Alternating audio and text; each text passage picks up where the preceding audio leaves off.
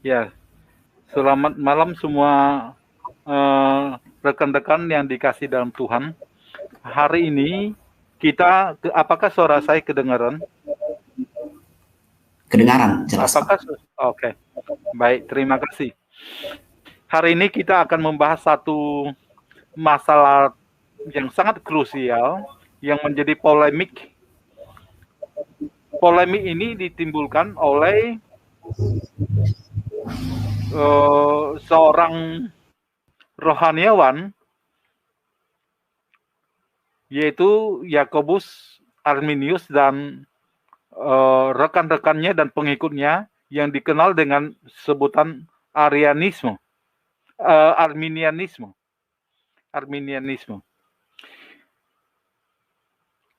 Dia mengajarkan bahwa Kristus mati bagi semua dosa, semua manusia. Ulangi, Arminianisme mengajarkan untuk siapakah Kristus mati. Dia mengatakan bahwa Kristus mati untuk menebus semua dosa dari setiap pribadi manusia. Makanya pada waktu itu di Belanda diadakan satu sidang, Synod of Dordrecht di Belanda. Diadakanlah penyelesaian atas polemik ini. Dan di dalam poin yang ketiga dikatakan tentang limited atonement. Limited atonement, penebusan terbatas. Jadi tentang mengapa Kristus mati, untuk apa Kristus mati, di dalam kekristenan ada banyak teori. Teori tentang moral teori. Ada juga example teori. Kristus mati untuk memberikan contoh teladan bagi manusia berdosa, untuk taat kepada Bapa, untuk mengorbankan dirinya, untuk sadar bahwa manusia adalah manusia berdosa, dan melalui ketaatan kepada Bapa manusia bisa diselamatkan. Itu teori-teori yang pernah dikemukakan. Bapak Gereja Origenes juga pernah mengatakan bahwa Kristus mati untuk membayar hutang dosa kepada iblis, Origenes. Sedangkan Reform mengajarkan bahwa kematian Kristus adalah substitusi penal. Apa itu substitusi penal? Substitusi itu menggantikan, penal itu penalti, yaitu satu penghukuman yang bersifat menggantikan. Siapakah yang berdosa? Kita. Tetapi siapakah yang dihukum? Kristus. Kristus menggantikan kita, menerima hukuman Allah, menerima murka Allah, sehingga kita boleh didamaikan dengan Allah. Itu adalah pertanyaan yang besar tentang untuk apa Kristus mati. Tetapi sekarang ada pertanyaan yang kedua. Untuk siapa Kristus mati? Untuk siapa Kristus mati? Apakah Kristus mati bagi semua orang, semua dosa dari setiap pribadi?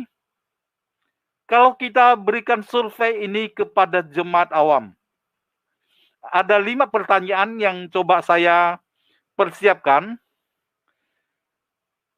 Kristus yang pertama, untuk siapakah Kristus mati? Pertama, Kristus mati untuk semua dosa setiap pribadi manusia.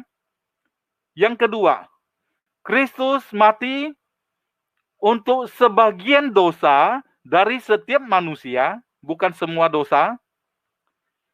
Ketiga, Kristus mati untuk menebus sebagian dosa sebagian manusia. Keempat, Kristus mati untuk menebus semua dosa sebagian manusia. Kelima, Kristus mati tidak untuk semua dosa dan semua manusia. Coba kalau pertanyaan ini diajukan kepada jemaat awam, kira-kira menurut Bapak Ibu sekalian yang menjadi peserta di dalam stembiat ini, kira-kira jemaat itu akan memilih apa?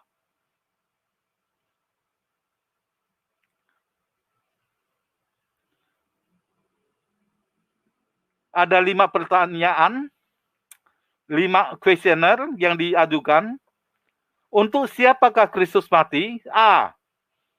Pilih A, jika percaya bahwa Kristus mati untuk semua dosa setiap manusia. B. Kristus mati untuk sebagian dosa semua manusia, sebagian dosa saja. C. Kristus mati untuk sebagian dosa sebagian manusia. D. Kristus mati untuk semua dosa sebagian manusia. Dan E. Kristus tidak mati untuk dosa siapapun, dosa apapun, dosa siapapun. Kira-kira melalui kelima pilihan itu, apa yang jemaat akan pilih pada zaman sekarang? Saya percaya, saya sendiri pernah mengadakan survei ini di Facebook, dan rata-rata yang menjawab itu adalah A. Rata-rata jemaat itu menjawab A, yaitu Kristus mati untuk menebus semua dosa setiap pribadi manusia.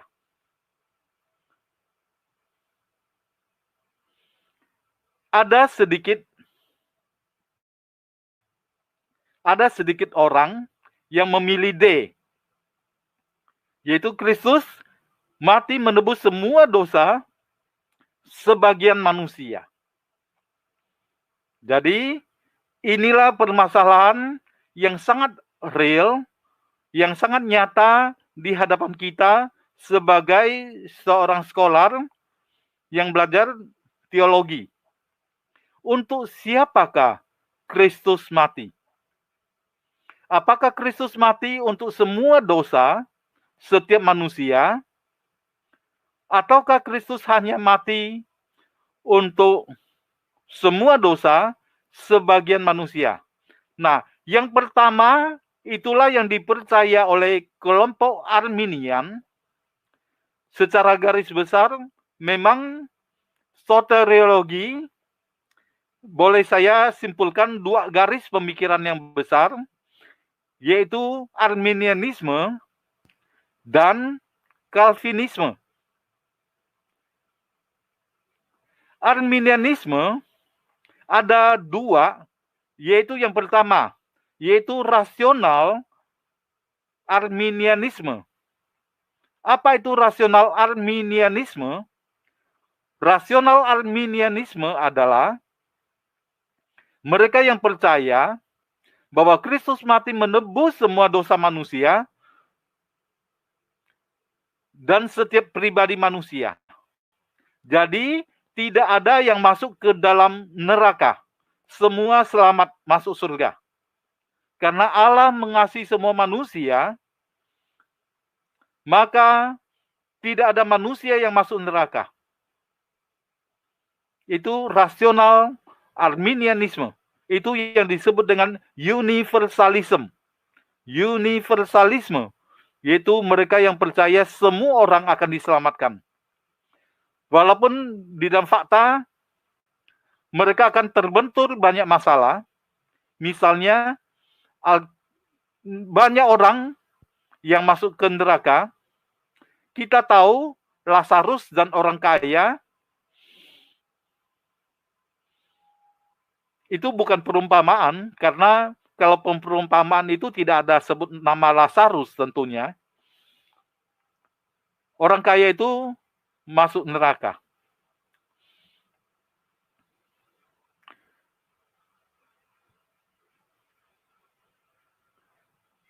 Lalu apa Arminianisme yang kedua? Arminianisme yang kedua adalah evangelical Arminianisme. Dan inilah yang banyak ada beredar di gereja-gereja. Dia beredar di gereja Roma Katolik. Dia ada di gereja Ortodoks dengan pelang gereja Ortodoks.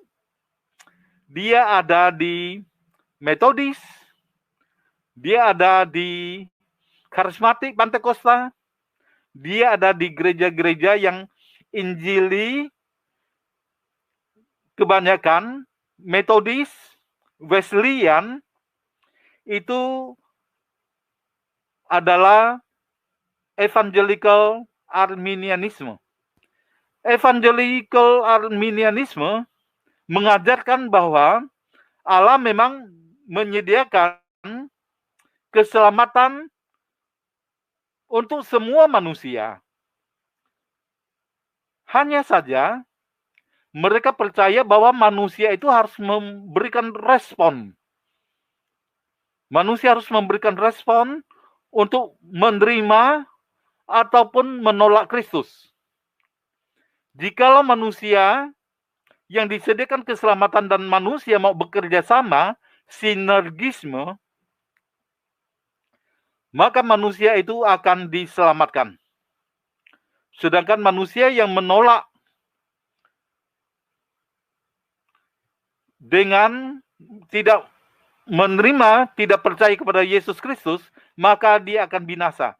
Jadi Allah menyediakan keselamatan, ujung-ujungnya tergantung free will manusia. Apakah dia mau percaya kepada Kristus atau tidak percaya kepada Kristus. Ayat terkenal yang mereka kemukakan adalah Yohanes 3 ayat 16. Karena begitu besar kasih Allah akan dunia ini, sehingga diberikan anaknya yang tunggal, supaya setiap orang yang percaya kepadanya tidak binasa, melainkan beroleh hidup yang kekal. Jadi Allah memberikan keselamatan kepada anaknya, kepada dunia. Sekarang tergantung siapa yang mau percaya kepadanya, dia diselamatkan. Itu ayat favorit. Hampir di semua gereja evangelikal.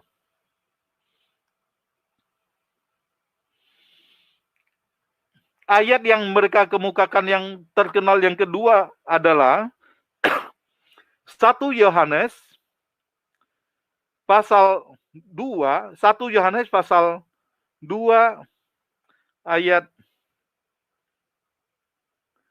1 Yohanes, saya membacakan.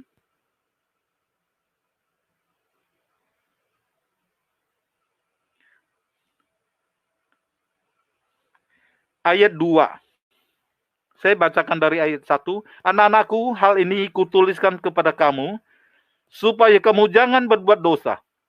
Namun jika kamu berbuat dosa, kita mempunyai seorang pengantara pada Bapa, yaitu Yesus Kristus yang adil, dan ia adalah pendamaian untuk segala dosa kita. Segala dosa kita, dan bukan untuk dosa kita saja, tetapi juga untuk dosa seluruh dunia. Ayat-ayat ini adalah ayat yang sering dipakai oleh evangelical Arminianisme. Bagaimana Alkitab mengatakan hal itu? Apakah Alkitab mendukung universal atonement ataukah limited atonement? Saya akan mengemukakan beberapa ayat. Yang pertama saya ambil dari Matius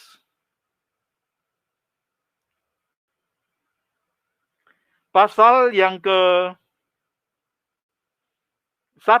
pasal pertama, Injil Matius pasal yang pertama,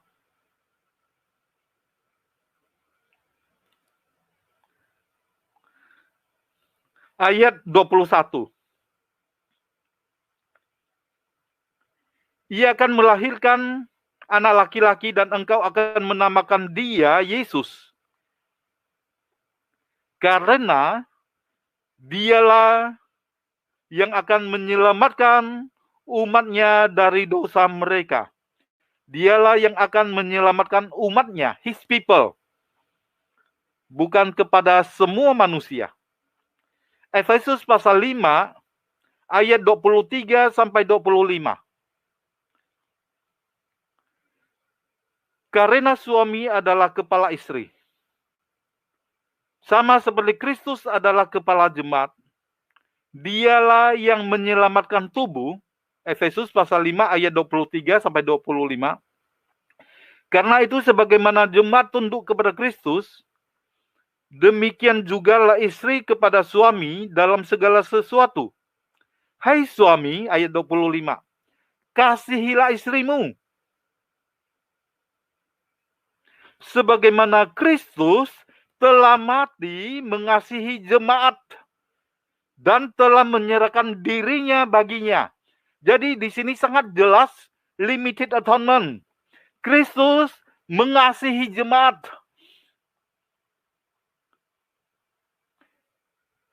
Jemaat adalah mempelai Kristus. Kristus menyerahkan dirinya, memberikan nyawanya bagi jemaatnya. Kristus tidak mati bagi yang bukan mempelainya. Yang disebut mempelai Kristus itu adalah hak istimewa, hak khusus yang diberikan kepada orang-orang percaya, yaitu gerejanya, jemaatnya. Itu adalah mempelai Kristus. Bukan kepada orang yang bukan istrinya. Jelas, sangat limited atonement.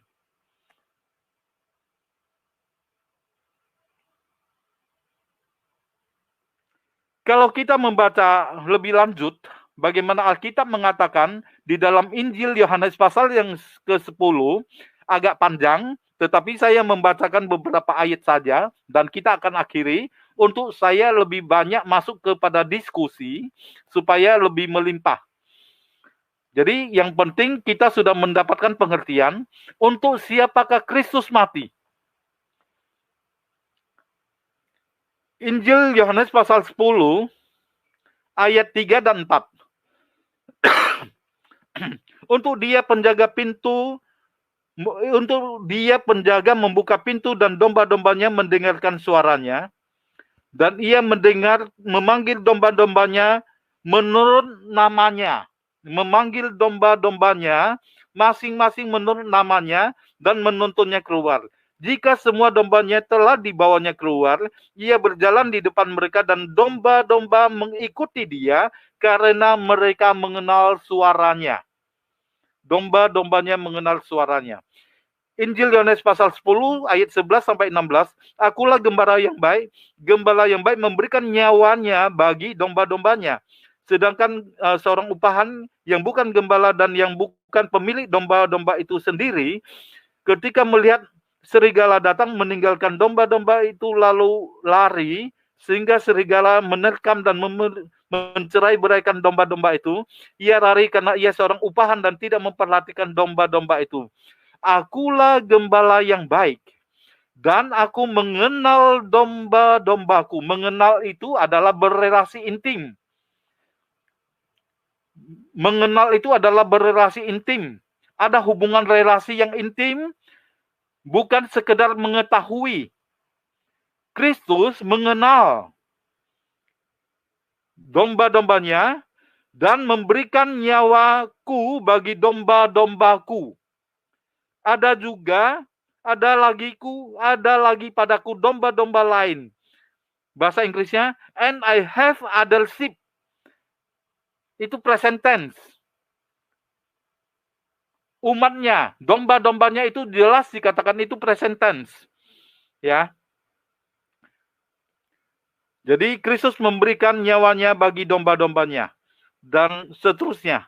Kalau kita mau baca sampai ayat 30. Terima kasih. Sementara paparan saya sampai segini saja.